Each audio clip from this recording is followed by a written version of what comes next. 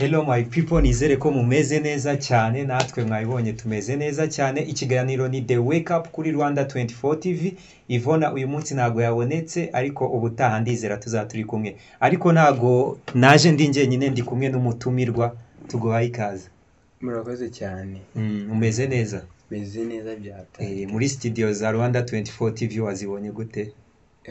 Ni zatari zirenze uko nabitekereza. Tangira wibwira abakurikiye Rwanda 24 TV. Nitwa Ryan, ndi umuhanzi, upcoming artist.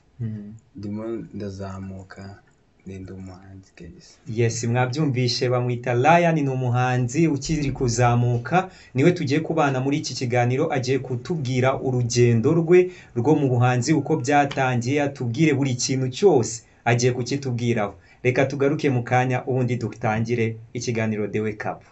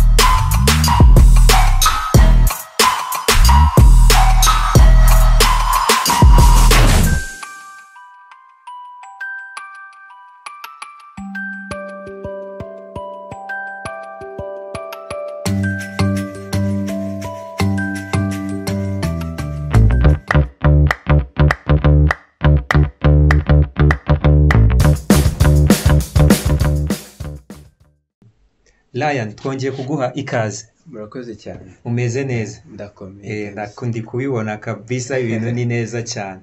Mbaciye Imana. Nkuko wabibwiye abakurikiye Rwanda 24 TV, uri umuhanzi kandi koko twagiye tunabibona n'indirimbo ugenda usohora. Yego. Ese ndatangira, ugiye gutangira ubwira abadukurikiye urugendo rw'ubuzima bwawe mu ndirimbo, mu muziki. Ese byaje gute? Ese icyo gitekerezo wacyumvishe mute? Cyane ko abakunzi ba Rwanda 24 TV mwabidusabye kenshi cyane, ati noneho mujye mutumira abatumirwa. Mwabibonye duhereye ku muhanzi, mwarabidusabye cyane, inbox cyane nagiye mbona bari kukunsaba cyane, ati uzatuzanire Ryan. Niyo mpamvu ari we twahereyeho. Yego. Ni byiza cyane, ndabyishimiye, nshimiye n'abakurikiranye iyi televiziyo. Rero urugendo rwanjye rw'umuziki sinakubwira ngo narabyutse numva ngomba gukora umuziki, ahubwo uko nagiye nkura ni nk'ikintu cyari kindimo, nshiduka nsigaye nkora umuziki. Yego. Ese Ryan, indirimbo ya mbere ugitangira kuririmba bwa mbere byari igihe ki? Byari muhe mwaka watangiriye kuyihe ndirimbo? Umwaka ntabwo mwibuka neza igihe naba naratangiriye umuziki, ariko natangiye umuziki niga P4.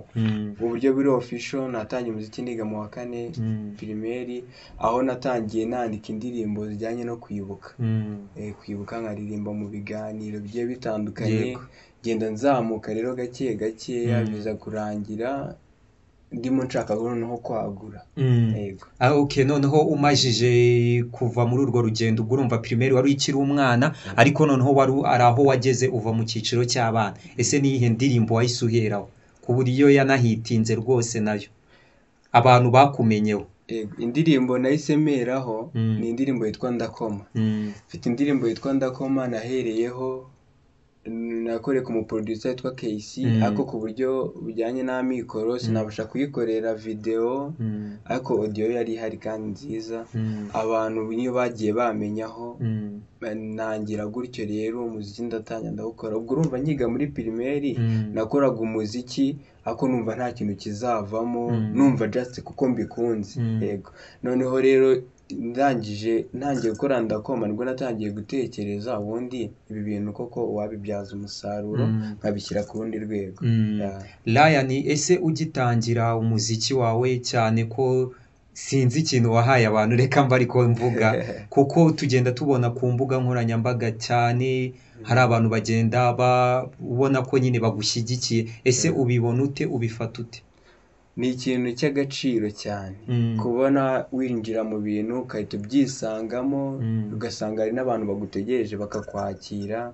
Ni ibintu by'agaciro, ntabwo bihera buri wese, ariko ndanabashimira byimazeyo kandi by'umwihariko buri muntu wese wagerageje ikintu cyangeza kuri uru rwego nsigaye ndiho, wenda nubwo rutaraba rushimishije cyane ariko rurashimishije, ndamushinda bimushimira kabisa. Mwabyumvishe, turacyari kumwe na Ryan muri studio za Rwanda 24 TV. Ikiganiro ni The Wake Up, aho ari kutubwira ubuzima bw'urugendo rwe, uko byatangiye, ahageze ubu, cyane ko ari naho yagiye atubwira cyane. Ari ikiganiro merutse kumva nanone wagiye ku kigo cy'amashuri, aho wababwiraga ati hari aho wavuye ari naho ugeze. Ese hari indirimbo nshyashya ufite? Yego, hari indirimbo nshyashya mfite yitwa Wijyane. Yego, nabonye ari na nziza cyane cyane ko nagiye mbona ko ari cyane kuri izi social media ari abagiye bazisubiramo, yaba muri USA yaba hehe mu bihugu bigiye bitandukanye, by'umwihariko no muri iki gihugu cyacu cy'u Rwanda. Ariko ndagaruka ku gitaramo ejo bundi merutse kubona ku kigo cya Isi Nyanza. Ese wabyakira ute? Nabonye wari ufite abafana benshi cyane. Isi Nyanza buriya yarantunguye cyane kuko iriya ndirimbo yari ikiri nshyashya. Noneho hari abajeni nyine baba ari inshuti zanjye nk'abayobozi baho n'iki, babasha kuba bagize igitaramo nka kiriya barantumira, none bifuza ko ariyo ndi buperforming. Banza no kubyanga, numva atariyo na performing n'iki, ariko nyuma nza kubyemera, avuga ati why not, ubundi ko nayikoze ikabiri yanze ni gute nayiperforminga. Noneho ndayiperforminga, byaranunguye cyane, nsanga abafana bayizi kundusha. Ese Ryan aracyari umunyeshuri, yarasoje, bimeze bite? Narasoje. Warasoje? Aha, reka noneho tuguhe iminota mike turirimbire kuri iyo ndirimbo yawe nshyashya. Hari abakurikiye Rwanda 24 TV barambwiye ati Sam nu hostinga Ryan, iyo ndirimbo rwose azatunyurizeho twumve. Murakoze. Indirimbo yitwa Wijyane, ngiye kubiririmbira live. Baze kwihangana, wenda ijwi ntabwo rimeze neza, amaze iminsi ndwaye umutwe ducuranga. Nta kibazo. You trusted them and you left me, kandi uzi ukuntu nagukundaga, ukangira junk ukanywesha ibitabi, ukanyina maze ukansiga bakanseka, anytime ukansebya, nagera ukisetsa, nakubaza njye ukamfera, bikambabaza bikandiza, nakubura bikanyica. Ko wambabarije umutima ukanga dizi kunyumva, you should go now wikunde, leave me alone kandi wijyane, kuko waruzi ko nzapfa cyangwa bikanga, leave me alone kandi wijyane, kuko waruzi ko nzagaruka waribeshyaga, leave me alone kandi wijyane, ubwo uzi ukuntu bagize akenshi disi bakunziza, ubwo uzi ukuntu byamvunnye kubakatira nk'abapowa, wambonagamo nk'inzangasha akenshi na kenshi ngo nzangara, wambonagamo nk'idagesha ngo nzateseka nzanaseba. Wijyane, oya wijyane, ko wambabarije umutima ukanga disi kunyumva, you should go now wikunde, leave me alone kandi wijyane. Wow. Ese Ryan, ninde wakubabarije umutima kugira ngo utekereze guhimba iyi ndirimbo? Byari bigenze bite? iyi ndirimbo yaje mu buryo bw'inganzo just nta muntu wigeze umbabaza byaje by'inganzo okay nahinze ngara umuntu wakubabarije umutima ukaba wari uri kumubwira ati bimeze uko ese Ryan hari amafoto nagiye mbona uri kumwe na Afrique ese murateganya ari umuzigo muteganya gushyira hanze bimeze bite ese Afrique ko nkunda kubabonana mu buzima bwa buri munsi Afrique uriya sibyo kuba wenda duhujwe n'umuziki duhujwe nanone n'isano uriya ni grand frère yego ni grand frère birofisho kabisa ariko icyo kuba twakora nk'umuziki n'iki nawe arabizi ko natangiye umuziki murimo nawe kandi hari byinshi akiri gucamo bitari binamworoheye mu minsi ishize abashije guflopinga hanze ashyira hanze album ye ariko aracyafite n'ubundi rugendo nawe rukomeye ariko nka buriya nkawe wenda azareba ikiri ngombwa tuzakorana yego mu rugendo rwawe rw'umuziki ni izihe mbogamizi wahuye nazo nka Ryan ese ni muri make tubwire imbogamizi wagiye uhura nazo kandi zikaba zarakemutse utubwire n'uburyo zakemutsemo kuko ari aho uri gusanga abahanzi bakizamuka bari kwitinya bavuga ati reka sinajya imbere y'abantu ariko wowe twarakubonye imbere y'abantu barenga 1000 ese bimeze bite imbogamizi rero buriya ntago zabura imbogamizi ya mbere ni inshuti zawe ubundi hari igihe zituma ushobora no kwitinya n'ibyo watekereza ukaba wabireka nk'ubu nagiye nzigira nyinshi nanashimira inshuti yanyise Ryan okay noneho rero inshuti zawe tigute inshuti zawe ushobora kuzigezaho igitekerezo aho kugira ngo zicyumve nk'uko ukivuze ahubwo zimwe zikaguca intege zikakubwira ati wapi ibyo bintu ntabwo wabishobora iki noneho iyindi mbogamizi ya kabiri uburyo bwa mikoro biba bigoye gusa inama ya mbere ni ukudacika intege ndetse no gukomeza gushaka amahirwe ahashoboka hose kwinjirira abantu bishoboka byose ukagerageza ukareba ikindi ugatinyuka nyine ukitinyuka nk'uko nabikubwiye nahereye ndi mutoya cyane ku buryo guhagarara imbere y'abantu ni ikintu cya mbere nabanje kumenya mbere y'ibindi byose ese Ryan muri muzika hari ababyeyi cyangwa n'inshuti bumva ko ntacyo byakumarira naho byakugeza ese ati bakabifata nyine nk'aho ari ukwishimisha nk'aho ari relax ese wowe ubona hari aho bimaje kukugeza ese wifuza kugera he mu myaka iri imbere buriya muzika rero muzika ukuntu abantu bayifata ntago ariko hari abayifata nk'uko itari hari abavuga ngo ubwo yabaye umusitari umuhanzi gutya ubu ngubu birarangiye ibiyobyabwenge iki ababyeyi benshi rero bigatuma bibafekta cyane bakavuga ati umwana wacu najya hariya araba yangiritse ariko ntago ariko bimeze muzika ni ikintu gishobora gutunga umuntu kikamutunga we nabi hari imiryango myinshi kandi ibayeho neza ariko amafaranga ava muri muzika usanga umuhanzi afite itsinda rigari n'ubundi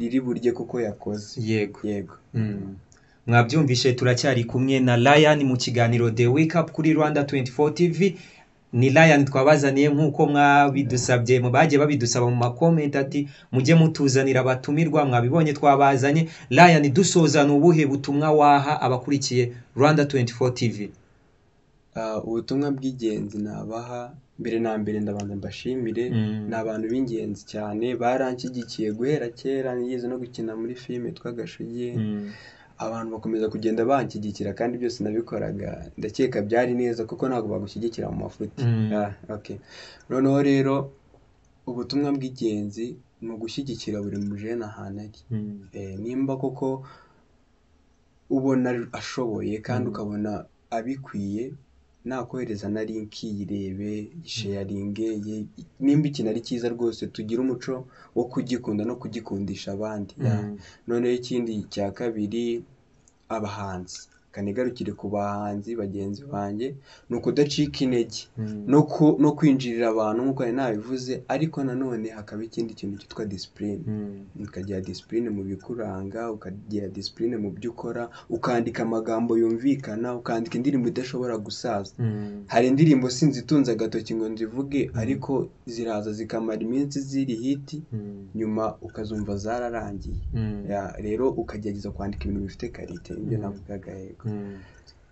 Mwabyumvishe ni Lion tukiri kumwe muri studio za Rwanda 24 TV. Ushobora kuba ufite inyunganizi, ibitekerezo, ni subscribe kuri Rwanda 24 TV aho ikiganiro ari The Wake Up. Ushobora kumubaza ibibazo unyuze muri comment. Nagaje uyu munsi n'ubundi tuzongera tumugarure nkuko mwagiye mubidusaba. Lion, reka tugushimire niba nta kindi warenzaho. Ikindi narenzaho no gushimira iyi chaîne ya TV ya televiziyo kabisa. Ni ingenzi. Hari ibikorwa byinshi igenda idufasha, iki katwe nk'ubu ukabunyeretse abafana banjye, iki ni ibintu by'agaciro cyane. Iyi televiziyo nayo ndayishimira, ndashimira na buri muntu wese wagize uruhare kuba ngeze aha. Urakoze. Yego. Nasoje na social media ze asoresha n'indirimbo. Lion, dusoza reka nguhe akanya uhe arabagukurikira ariko batazi platform ukoresha, batazi ngo witwa gute, ubibwire. Platform zanjye rero nitwa Lion. Lion Rwanda, wenda reka mbivuge mu Kinyarwanda n'abandi babyumve. Lion Rwanda, warangiza ukandika Y cyangwa ya, ukandika A ebyiri na N na ubwo ngubwo ukaba wanditse Lion, cyangwa ugasacinga Wijyane by Lion. Ndiza mukangurira subscribe, ndacyari mu rugendo kuzamuka n'iki. Noneho tukaba nkaba ndi n'umuntu buriya woroshye n'iki, abantu ba hafi yanjye cyangwa inshuti zanjye duhurira kuri social media, mujye munyandikira ndabasubiza, mba mpari kabisa ku bwanyu. Ni umuntu afite event runaka yagutumira ukamutaramira. Ama event menshi nyajyamo, kuba nabanziriza abahanzi bakuru kuri stage, kandi biroroshye rwose guhuza nanjye, kuba naririmba mu bukwe, ndajya mbikora ibyo ngibyo cyane. Yes, mwabyumvishe ni Lion, twari turi kumwe muri studio za Rwanda 24 TV by'umwihariko mu kiganiro The Wake Up. Reka tumushimire ariko tumusezere adunyurizaho indirimbo kabisa, tuve muri studio turi hejuru cyane. Ubwo ngubwo rero kuko nakoze Wijyane, akaba ariyo iri no kuba ni nayo bari gukunda cyane abantu. Ubwo reka nakongera akaba ariyo. Yego, nta kibazo.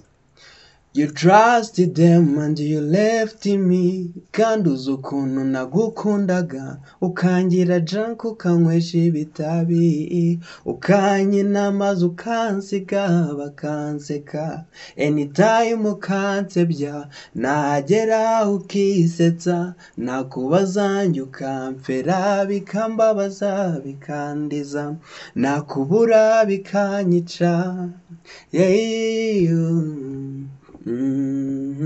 Kuwambabarije umutima ukanga disi kunyumva, you should go now wikunde, leave me alone kandi wijyane. Ya disi wikunde, leave me alone kandi wijyane. Ya disi wikunde, leave me alone kandi wijyane. Wambabarije umutima. Yes, mwabyumvishe ni Lion, twari turi kumwe muri studio za Rwanda 24 TV. Comment, like, subscribe. Ikiganiro The Wake Up na kagaruka. Ciao ciao.